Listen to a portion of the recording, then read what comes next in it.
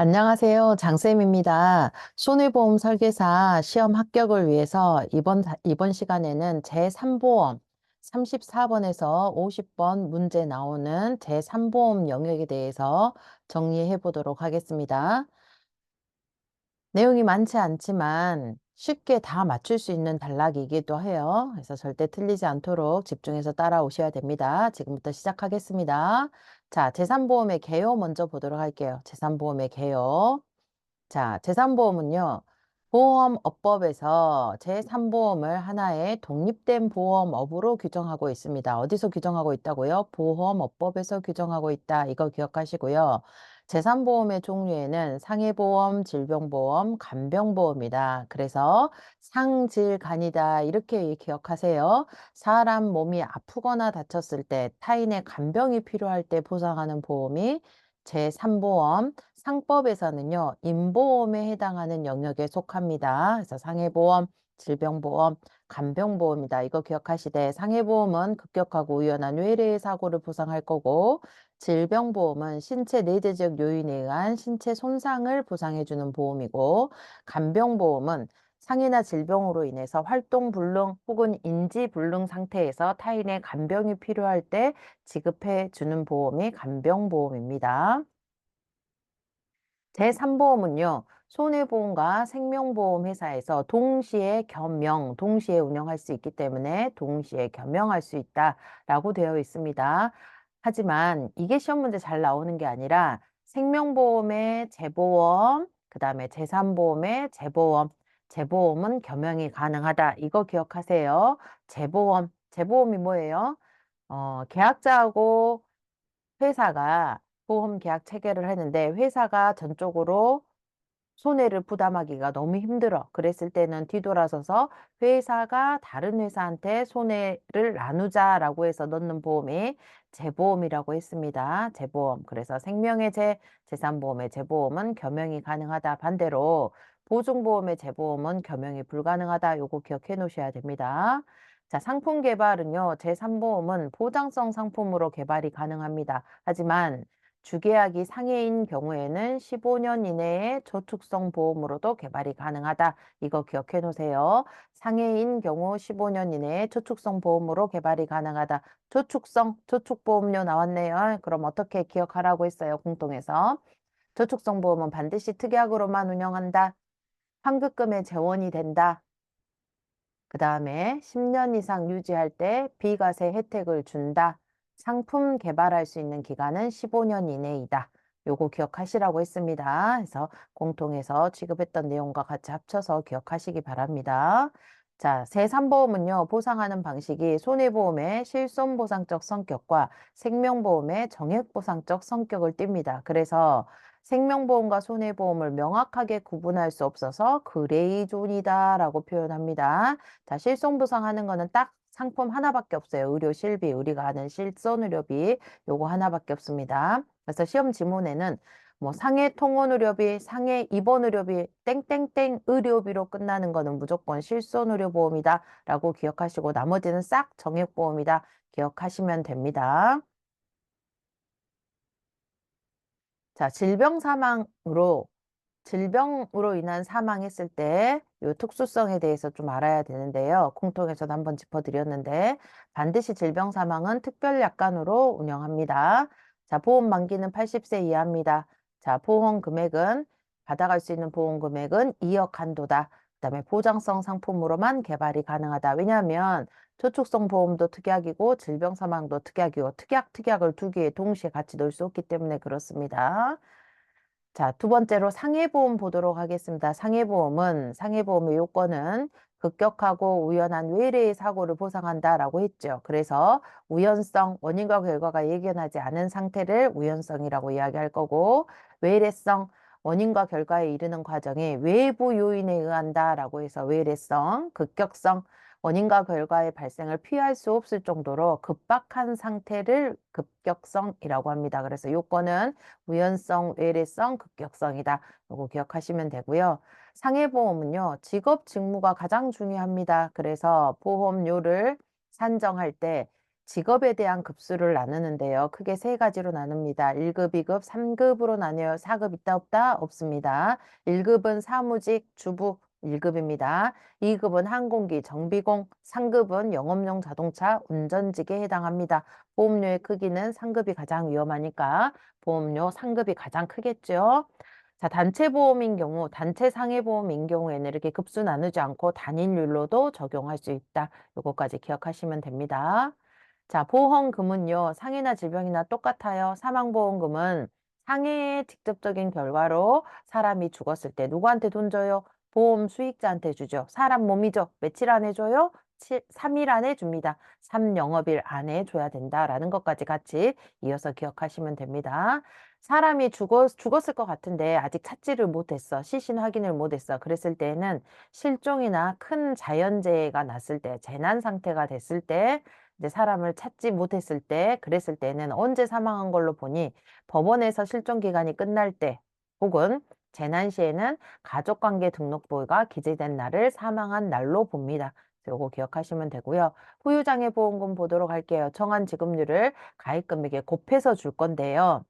치료가 다 끝났음에도 불구하고 장애가 남지는 않았어요. 근데 나는 여전히 많이 아프고 장애가 남은 것 같아요. 병원에서는 후유장애 진단을 안 내려주겠죠. 그랬을 때는 치료가 종결이 되고 한시적 후유장애에 대해서 인정해 줍니다. 한시적 후유장애는 치료가 다 끝나고 5년이 지났는데도 불구하고 장애가 다시 회복되지 않았을 때 장애 지급률을 몇 프로 주겠다? 20% 주겠다. 이것도 기억하시면 됩니다. 항상 시험 문제 한 문제는 나와요.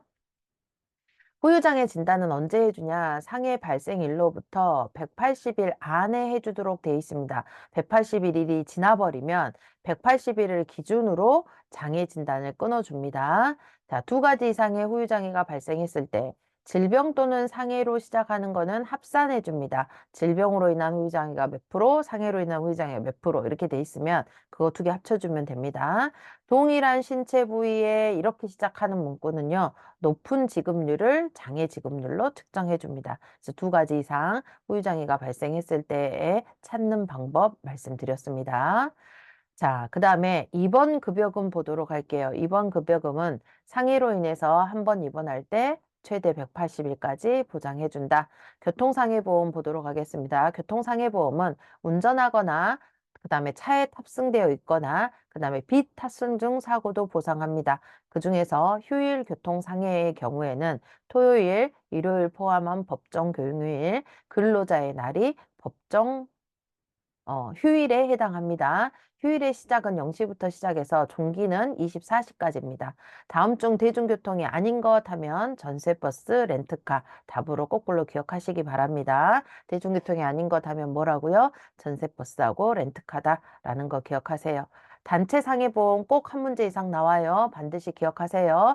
1종단체, 2종단체, 3종단체가 있습니다. 1종단체는 회사에 소속되어 있는 근로자들을 넣어주는 단체입니다. 그래서 일종단체를 급여단체라고 이야기할 겁니다. 이종단체는 비영리 법인단체나 동업자 단체, 의사회, 변호사회 이런 데 있잖아요. 이런 데는 비영리 법인단체로 법정단체에 속하는 겁니다. 이종단체 법정단체입니다. 3종은 규약단체입니다. 구성원만 명확해요. 그래서 구성원만 명확할 때는 3종단체인 규약단체에 해당한다. 이렇게 외우세요. 급, 법규, 첫머리만 따면서 이렇게 외우세요. 급, 법규 이렇게 기억하시면 훨씬 수월하게 외우실 수 있을 겁니다. 단체 보험이기 때문에 단체 보험에서 피보험자가 빠지거나 교체되거나 변경될 수 있잖아요. 그랬을 때에는 피보험자가 증가, 감소, 교체될 때에는 계약자가 할 건데 피보험자의 동의와 회사의 승낙으로 변경할 수가 있습니다. 자, 질병보험과 간병보험 보도록 하겠습니다. 47번에서 50번 단락에 나오는 문제입니다. 자, 질병보험은 우리 몸 안에서 내재적 원인으로 인해서 신체적 결합이 발생해서 그걸로 인해서 아팠을 때 질병보험을 주는 겁니다. 자, 질병은, 우리나라에 있는 질병은 통계청에서 WHO의 공고에 따라서 한국표준질병 4인 분류를 하고 있습니다. 전 세계의 질병을 WHO에서 관리하고 있는데 그 중에서 우리나라에 있는 질병만을 모아놓은 거는 통계청에서 주기적으로 고시를 하도록 되어 있습니다. 지금 현 시점에서는 8차 개정고시가 되어 있다. 이 정도만 기억하시면 되고요. 질병사망보험금의 특수성은 아까 개요에서도 한번 이야기했지만 사망보험금 같은 경우에는요. 질병사망은 특히 특약으로 운영한다. 나이는 80세까지 인당 2억 한도로 보장상 상품으로 개발 가능하다. 요거 기억하시되 사망보험금이기 때문에 무효 사유도 기억하셔야 됩니다. 사회적 약자의 사망보험금 집어넣는 거는 무효다. 이거. 그 다음에 타인의 사망보험 계약 시 타인인 피보험자의 동의를 얻지 않은 경우 무효다. 단, 단체보험인 경우는 예외다. 그 다음에 보험계약 체결 이전에 보험사고가 이미 확정돼 있는 경우에도 무효입니다. 자, 무효 사유 기억하시기 바랍니다.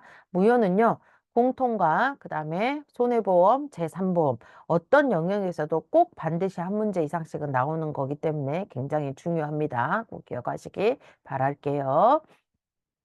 질병보험은 나이가 굉장히 중요합니다. 나이가 어렸을 때는 아무래도 병이 좀 덜 찾아오죠. 근데 나이가 먹으면 먹을수록 병이 많이 발생이 되게 됩니다. 그래서 보험 나이가 중요한데 보험 나이 계산할 수 있어야 됩니다. 만 연령으로 계산하되 내가 정확하게 몇 년, 몇 개월 살았는지까지 계산해서 6개월 미만은 그냥 만 나이만 계산하면 되고 6개월 이상은 만 나이에다가 플러스 1년을 더해서 만 나이를 보시면 보험 나이를 보시면 됩니다. 그래서 그 우리 소수점 4452 하듯이 12개월을 중심으로 절반인 6개월 미만은 그냥 만 나이, 6개월 이상은 만 나이 플러스 1로 더 올려서 계산한다. 이게 보험 나이다라는 거 기억하시고 질병보험은요. 대기기간을 설정할 수 있습니다. 이 대기기간은 내가 막 몸이 아파, 병에 걸린 것 같아. 그래서 보험을 딥다 많이 집어넣고 건강검진해서 보험금을 타먹는 일을 막게 하기 위해서 그렇습니다. 이걸 간단하게 말하면 역선택을 방지하기 위해서 질병보험은 대기기간을 둔다. 대표적으로 암보험이 여기에 해당합니다. 암보험. 단, 제자리암, 기타 피부암, 경계성 종양, 갑상선암, 대장 전막내암 등은 대기기간 설정하지 않습니다. 얘는 나중에 이제 영업하실 때 공부를 해보시면 아시겠지만 유사암에 해당하는 것들입니다. 암 같지 않은 암. 이랬을 때에는 대기기간 두지 않는다. 자, 15세 미만자 어린아이는 암 진단금 대기기간 두지 않습니다. 자, 그 다음에 청약일 이전에 진단이 확정된 질병이라 한다 하더라도 추가로 진단받거나 치료 사실이 없을 때에는 5년이 지난 후에는 약관에 따라 보상하도록 돼 있습니다. 몇 년이 지나면 보상한다.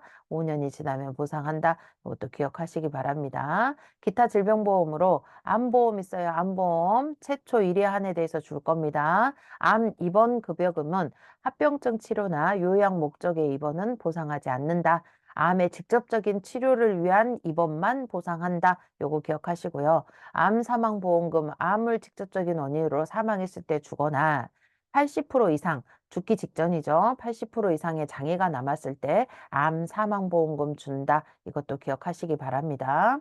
자, 그 다음에 치명적 질병보험, 우리 CI 보험이라고 이야기를 해요. 광고에 보면 중대한 질환이라고도 표현을 하거든요. 그래서 치명적 질병보험, 암, 뇌, 심장 당연한 거고요. 중대한 수술, 중대한 화상, 부식 치료도 그 안에 포함이 됩니다.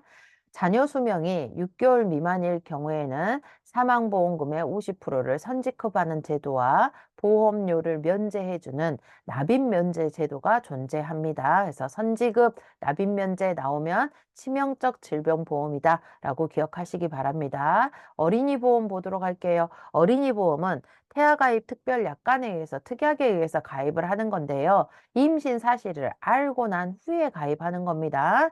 뭐 고령의 임산부가 임신 가능성이 있기 때문에 태아보험 넣는다. 땡 틀린 틀렸습니다. 임신 사실을 알고 난 후에 가입할 수 있습니다. 치아보험 있어요. 치아보험. 치아보험은 0세부터 75세까지 만기형 상품과 갱신형 상품으로 넣을 수 있습니다. 갱신형 상품은 연령 증가에 따라 보장의 내용은 바뀌지 않고 보험료만 바뀝니다. 갱신 주기나 갱신 횟수는 제한이 없어요. 갱신은 최대 3회까지만 할 수 있다. 틀린 지문입니다. 그래서 갱신 횟수나 갱신하는 횟수는 제한이 없다라는 거 기억하시기 바랍니다. 마지막으로 50번 문제에 나오는 장기 간병보험에 대해서 보도록 하겠습니다. 간병보험 보도록 하겠습니다. 간병보험의 의의는 상해나 질병으로 인해서 일상생활에서 장애 상태 또는 몸이 안 움직여 또는 머리가 망가져서 치매 상태로 진단이 확정돼서 타인의 간병이 필요할 때 연금이나 일시금 형태로 지급하는 보험이 장기 간병보험입니다. 다른 표현으로 장기요양보험, LTC, 개호보험이라고도 부릅니다. 장기요양급여금은 언제 주냐? 국민건강보험공단에서 등급판정위원회가 있습니다. 그랬을 때 1등급에서 5등급 장기요양 등급을 판정을 내리는데요. 그중에서 1등급에서 4등급의 판정을 받으면 보험 수익자에게 장기요양급여금을 지급해 주는 겁니다. 자, 장기요양급여금은 방금 전에 말씀드렸던 것처럼 나라에서 운영합니다. 자, 6등급 있어요? 없어요? 없습니다. 1등급에서 5등급 플러스 장기요양 인지지원 등급이 있다. 이렇게 기억하시고요. 치매 간병비 같은 경우에는 중증 치매로 진단이 확정되고 일정 기간 계속될 때 치매 간병비를 줍니다. 자, 그 다음에 보험금 대리 청구인 제도가 있는데 치매로 생각이 왔다 갔다 하기 때문에 보험금 찾아 먹을 수 있을까요? 없을까요? 없었어요. 없어요. 그래서 수익자가 따로 지정이 돼 있으면 수익자가 찾아 먹을 수가 있겠지만 나를 위한 보험, 계약자, 피보험자, 수익자가 같은 계약인 경우에는 보험 가입 초기나 혹은 유지 중에 보험금 대리 청구인을 미리 지정할 수가 있습니다. 그래서 내가 만약에 문제가 생겼을 때 보험금을 받을 수 있도록 해놓는 장치이다라는 거 기억하시기 바랍니다. 자, 실손의료보험에서 상해 질병 실손의료보험에 대해서 보도록 하겠습니다. 실손의료보험의 구조 볼게요. 구조는 국민건강보험공단에서 제공하는 급여 항목의 본인 부담액과 비급여 항목을 보장하는 게 실손의료보험입니다. 급여와 비급여 항목을 보장하는 게 실손의료보험이에요. 이 1번 지문 같은 경우에는 18번 문제에서도 나옵니다. 그래서 꼭 기억하시기 바라요. 그래서 급여와 비급여를 보장해 주는 게 실손의료보험이다. 그러면 기본형은 급여예요. 특약은 비급여입니다. 그래서 문제에 나오면 기본형인지 급여인지 특약인지 비급여인지 이렇게 잘 확인하셔야 됩니다. 자, 기본형은 상해급여의료비, 질병급여의료비가 있습니다. 똑같이 보상의 한도는 5천만 원 한도, 통원은 하루에 20만 원까지 보상합니다. 특약은 상해 비급여 특약, 질병 비급여 특약, 3대 비급여 특약이 있습니다. 자, 이렇게 세 가지가 있네요. 그러면 기본용 2가지 담보, 특약의 3가지 담보, 총 5가지 담보가 돼 있네요. 특약의 상해 비급여 의료비와 질병 비급여 의료비는 5천만 원 한도 내에서 통원 20회. 단 횟수 제한이 있습니다. 비급여는 누구나 다 받는 보편적인 의료 서비스가 아니죠. 나만 특별한 혜택을 볼 거야 라고 하는 거기 때문에 내 돈 내고 보는 겁니다. 그래서 횟수 제한이 있다. 이거 기억하시기 바랍니다. 100회까지 횟수 제한이 있어요. 자, 그 다음에 3대 비급여 특약은 크게 3개로 나뉩니다. 도수치료, 체해 충격파 증식치료 하나로 묶어져 있습니다. 근데 여기서는 제가 도수치료라고만 표기를 해놨네요. 자, 350만 원 한도 내에서 10회를 먼저 제공을 하고 병변 호전에 따라서 최대 50회까지 제공해 줍니다. 비급여 주사제는요, 250만 원 한도 내에서 50회까지 제공합니다. 자기공명 영상 진단, 우리 MRI 찍거나 MRA 찍는 경우 있죠. 자, 얘는 보험금 한도만 있습니다. 300만 원 한도 내에서 횟수 제한은 존재하지 않는다. 자, 그중에서 기본형 상해급여, 질병급여에 해당하는 본인 부담금은 내가 낸 보험료의 20%거나 혹은 10,000원 또는 20,000원 제외한 금액을 보상을 받는 겁니다. 그래서 20%는 본인 부담합니다. 그 20%하고 비교했을 때, 통원했을 때 10,000원 또는 혹은 20,000원 중에서 큰 게 내 부담이 되는 겁니다. 자, 10,000원은 동네 병원 가거나 보건소, 보건진료원 이런 데 갔을 때 10,000원, 20,000원은 종합병원이나 상급 종합병원을 이용했을 때 20,000원 본인 부담금이 되는 겁니다. 자, 그 다음에 특약보험료는 30%거나 30,000원이거나 30,000원 하나밖에 없죠. 병원 구분한다, 안 한다? 안 한다. 동네 병원을 가도 30,000원, 그 다음에 뭐 상급 종합병원을 가더라도 30,000원, 이렇게 30,000원 미만이면 그 금액만큼만 하는 겁니다. 그래서 30%냐 30,000원 두 개 비교해서 많은 게 본인 부담금이 된다. 요거 기억하시기 바랍니다. 자, 그래서 실손의료부의 구조에서 조금 더 자세하게 보면 급여에 대해서는요, 상해 질병 입원은 합산하여 연간 본인 부담 금액이 최대 200만 원 한도입니다. 그래서 200만 원 이상 본인 부담 금액이 된 거는 그 이상은 본인 부담 안 합니다. 뭐에 대해서만? 급여 항목에 대해서만 그렇다라는 거 기억하시고요. 상급 병실료 차액도 지급을 해줍니다. 비급여에서 상급 병실료 차액은 기준 병실의 50% 최대 하루에 10만 원 한도로 보상을 해준다라는 거 기억하시고요. 의료 급여 혜택을 못 봤을 때, 실손의료비는 가입했지만 나라에서 운영하는 건강보험 혜택을 못 볼 때, 이랬을 때에는 내 보험료의 40%까지만 보상해준다. 요거 기억하시고요. 실손의료비가 치료받던 중간에 보험 기간이 끝날 수도 있잖아요. 그랬을 때에는 입원 중에는 끝나고 나서 180일까지는 보상해줍니다. 통원 중일 때에는 180일 한도 내에서 90회까지는 통원하는 거에 대해서 보험 계약이 종료됐다 하더라도 보상해준다라는 거 기억하시면 됩니다. 하루에 같은 치료 목적으로 두 군데 이상 통원할 수도 있잖아요. 예를 들어 내가 발을 젖찔렸어요. 동네 정형외과 갔는데 진통제랑 줬거든요. 근데 집에 들어왔는데 더 많이 아파요. 그랬을 때는 큰 병원 가야 되겠죠. 그래서 큰 병원, 뭐 전대병원이나 이런 데 갔어요. 그랬을 때 하루에 2번 병원 급수가 틀린 데를 방문을 했죠. 똑같은 치료 목적으로. 그랬을 때는 높은 기간의 의료기관의 금액을 공제한다라는 거 기억하시기 바랍니다. 자, 보험료 차등합니다. 비급여에 대해서는 보험료를 차등 지급할 건데요. 보험료 차등은 비급여 항목으로 돈을 얼마만큼 수령하냐에 따라서 차등 지급합니다. 1단계, 2단계, 3단계, 4단계, 5단계 있는데요. 시험 문제는 4단계만 지금까지 나왔어요. 그래서 4단계만 기억하시기 바랍니다. 1단계에는 할인해 줍니다. 보험금을 한 번도 받지 않았어요. 1년 동안 할인해 주고. 자, 100만 원 미만으로 비급여 치료비를 보험금으로 받았어요. 그랬을 때는 유지. 3단계부터는 할증입니다. 150만 원 미만, 4단계는 300만 원 미만, 5단계는 300만 원 이상 이랬을 때, 그래서 4단계 300만 원 미만으로 받았을 때 200% 할증된다. 특약만 할증이 되는 겁니다. 자, 다만 비급여 치료가 많이 금액이 들어가는 산정 특례 대상자나 장기 요양 등급 기준으로 1등급, 2등급은 할인 할증 적용을 하지 않는다라는 거 기억하시기 바랍니다. 자, 4세대 실손의료보험의 전환을 반대로 철회할 수도 있어요. 그랬을 때는 보험금 수령 없이 6개월 안에 철회할 수 있다라는 거 기억하시기 바랍니다. 자, 이렇게 실손의료보험에 대해서 봤고요. 실손의료보험은 노후실손의료보험, 유병자 실손의료보험도 있습니다. 그래서 같이 비교해서 보시게요. 자, 일반 4세대 실손의료보험은 상해 급여의료비, 질병급여의료비 기본용 두 가지. 특약은 상해 질병 비급여 의료비, 그 다음에 3대 비급여 의료비, 그래서 세 가지가 있죠. 노후는 나이가 많이 먹었을 때 가입할 수 있는 실손의료보험 이야기를 합니다. 상해의료비, 질병의료비 통으로 두 가지 기본형, 그 다음에 특약으로는 요양병원 이용 특약, 상급병실료 이용 특약 이렇게 두 가지로 특약이 나눠집니다. 자, 유병력자는 기존에 아프고 있어요. 그래서 약을 먹거나 주기적으로 병원에 내원해서 치료받는 사람들, 그걸 유병력자라고 할 겁니다.